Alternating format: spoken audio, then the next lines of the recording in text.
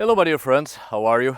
I'm Arith Härger, and today I've decided to have a different approach and just have a conversation with you.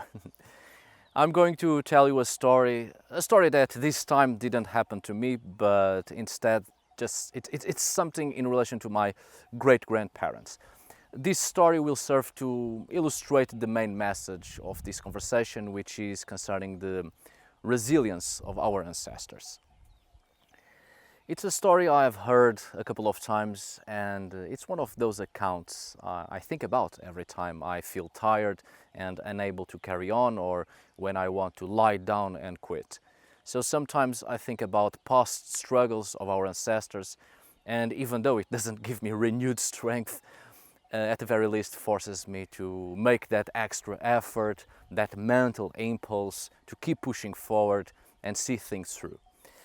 Perhaps this account will also make you think or even recall similar past efforts that showed great resilience and strength of mind, and it equally gives you the mental ability to keep going forward and avoid giving up just yet.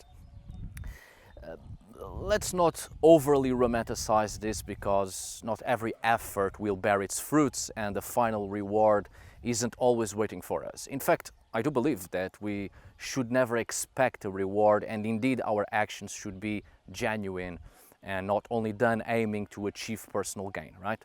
However, it's important to remember that life is full of wonderful possibilities and innumerable surprises, and it's better to try rather than to just sit down and give up. Because if there's no action, there's never a reaction. So at least we try for the sake of curiosity and to see to what extent our efforts affect our personal growth.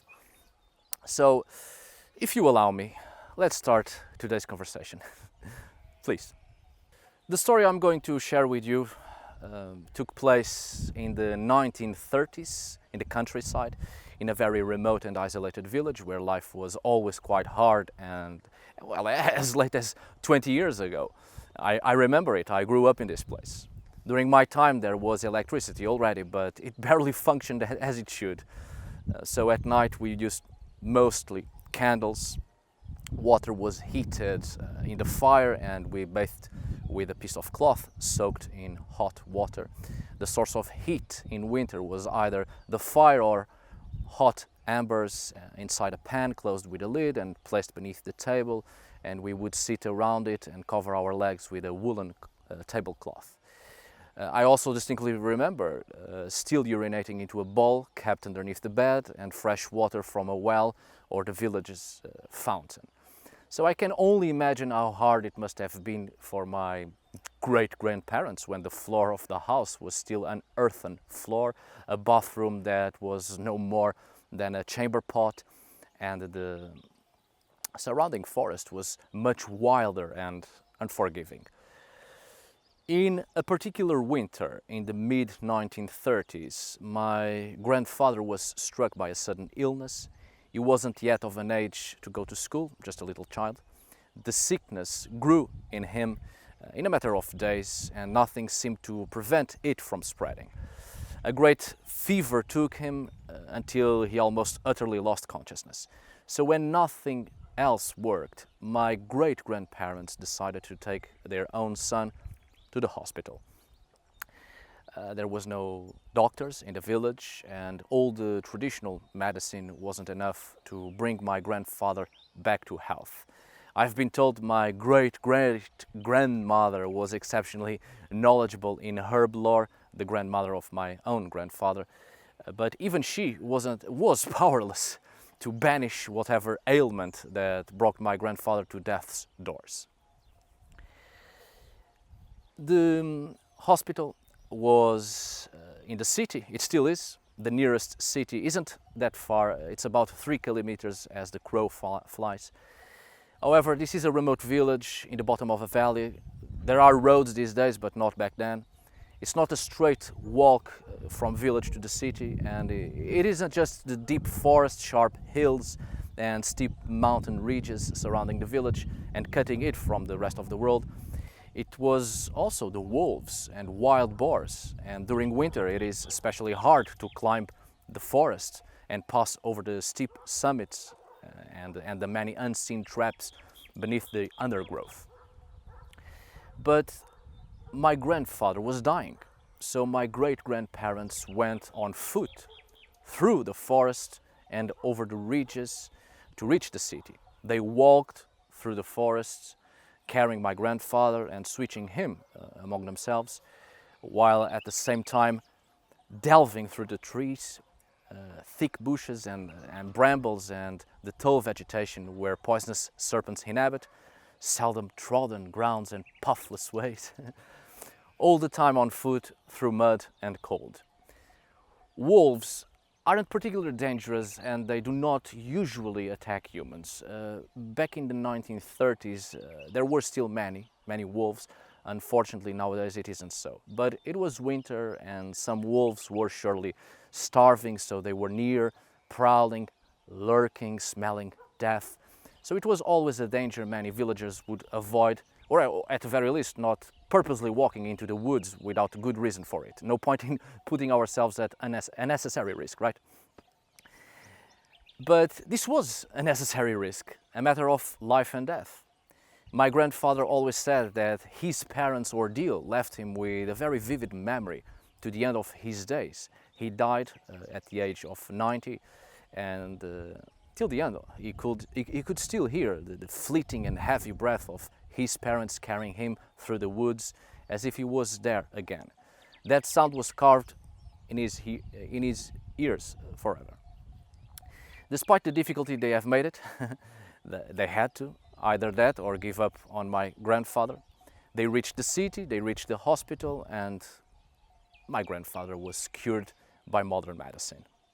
Sometimes I think about this particular event, this great effort and such an exercise of resilience and performance of mental strength, the human will to find hope when it seems there isn't any, but keeping the mind focused on an objective and moving forward, take action, to try at the very least. Fears and doubts only block the mind and prevent a rational thought, hinders our efforts and prevents the human mind from taking action. It was a question of survival, saving a loved one. In extreme circumstances, the human being shows great resilience and strength, great mental capacities, and with a focused mind and applying its will and power, human beings are capable of great things that often seem extraordinary and impossible until, of course, someone does it. Sometimes I think about this particular account and I know there is great strength in us that sometimes needs to be unlocked.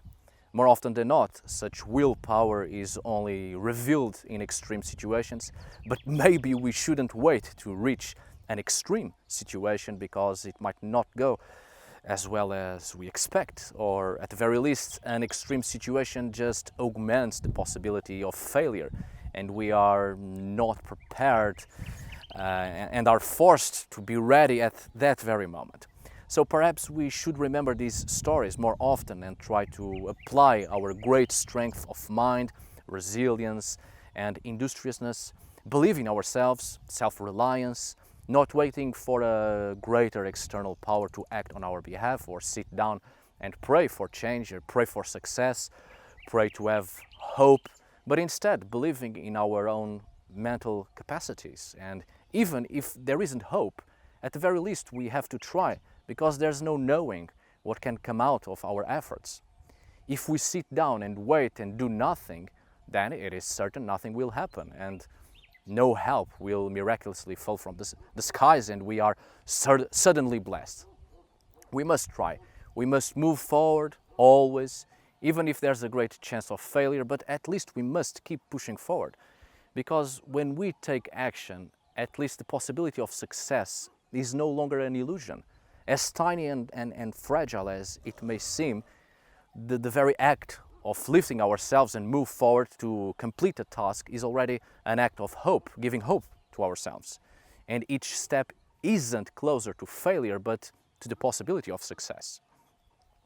There's great strength in us, mental strength, energy, courage, an immaterial power from within. The spiritual essence of humanity's success talent to adapt, evolve, modify our thoughts to every circumstance and overcome every challenge. The ability to survive through our dynamism when we unlock our true potential and mental capabilities. Times seem different now, and indeed they are. We look at our ancestors for strength and courage. We remember their trials, their suffering, their hardships, but also their success and admirable prowess. And it seems to us we can never be like them and show such strength and determination. We don't have to be like them. They had their own struggles in their own time, and now we have our own struggles in our own time. The difficulties we face in our own lifetime are different than those of our ancestors, but no less hard. It's just different struggles and different worries and different problems we must face.